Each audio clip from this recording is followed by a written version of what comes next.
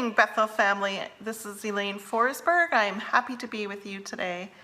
I read this quote this week. Remember, we suffer more in imagination than in reality.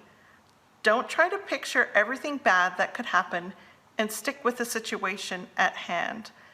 And I thought, oh my goodness, that is my life. I have a huge imagination. I always have. When I was a child, I lived in a fantasy world. My treehouse was the treehouse from the Swiss Family Robinson. My playhouse was a castle.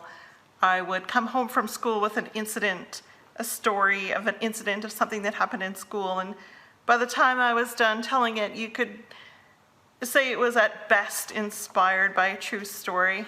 My parents were pretty patient with me.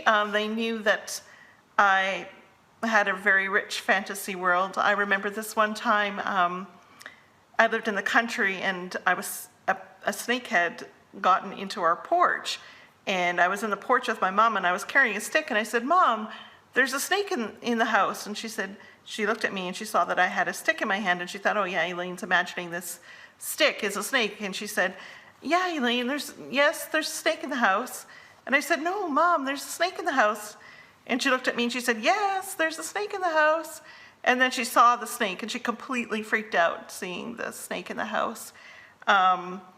I'm not sure there's a huge upside to living in a fantasy world when you're a child, but there's definitely a downside in that I was also extremely fearful child. I was afraid of everything. I was afraid of the dark. I was afraid of things that go bump in the night. I was afraid of mice. I was afraid of bumblebees. I remember playing outside and I'd see a dark shadow across the field or something like that, and I would think it was a bear, and I would go running to the house with my heart pounding. If I woke up in the middle of the night, it was a tough situation for me not to imagine things in the dark. But there was this one time in my life that I almost lost the battle to fear. When I was, I think I was 13, a friend of mine died, a really close friend, a little boy that I had been on the bus with since kindergarten, died tragically in a house fire. His house burned down and he didn't make it out, and I was so affected by this tragedy. I was overcome with fear. I think in this day and age, if that had happened, they probably would send counselors into the school to check on all the kids to see how they were doing. I know the couple months in after this had happened, the teacher called my mom and asked if there was something wrong with me because my grades were slipping. But I was just overcome with fear that my house was going to burn down, and I would be watching for the lights of my house in the distance if we had been traveling, and I would see my house lights and I'd be relieved. If I woke up in the middle of the night and my parents weren't awake, I would have a hard time falling back asleep because I would be thinking I would need to rescue my family if something had happened. And being a child, I didn't think to talk about this to anybody, and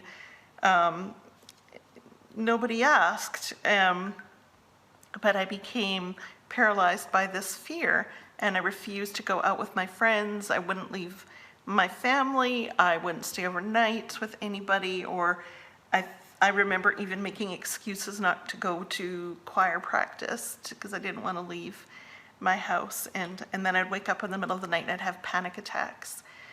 And it was just my imagination. And this one night, I'm not sure what started it, but my parents found me throwing water around the kitchen, and they were shocked, and I had made this huge mess throwing water around the kitchen in the middle of the night. And I remember being sent back to bed and my mom and dad cleaning up the kitchen, and my mom didn't send me to school that next day. I just stayed home, and she never said anything, and the day went on and she never said anything. I just kind of spent the day like I was sick at home from school.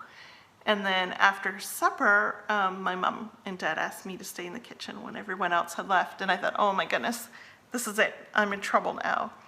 And then my dad put a pile of books on the table, and he said, "What's this, Elaine?" And it was books I was reading, some ghost stories. The one I do remember that was in that pile was Bram Stoker's Dracula, which is a classic novel. It's inspired many movies. But you shouldn't perhaps be reading that when you're struggling with fear. And my parents challenged me right then and there with the verse in Philippians 4:8. Whatever things are true, honorable, right, pure, lovely, admirable, excellent, and worthy of praise, think on these things. And they put their hands on me. They sat me on the chair, and they put their hands on me, and they prayed for me. And I immediately had a sense of peace and unburdened myself of this fear. And I trusted my parents, and I trusted God, the Prince of Peace, to take away this fear that I didn't need to carry. And I didn't understand that before. And then my mom took fabric tape, and she wrote on it the verse in 2 Timothy, God has not given us a spirit of fear. And she put it on the waistband of my pants to remind me to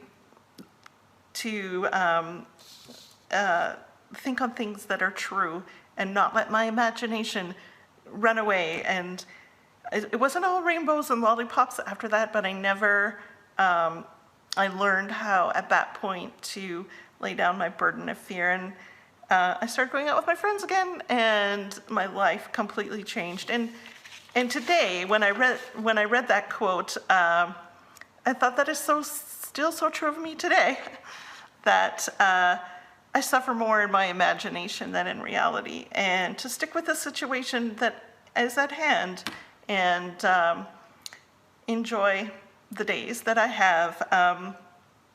And I just pray for you that you can do that too. I pray for the peace of God that passes all understanding to be with you in Christ Jesus. And I hope you have a great day and a great week.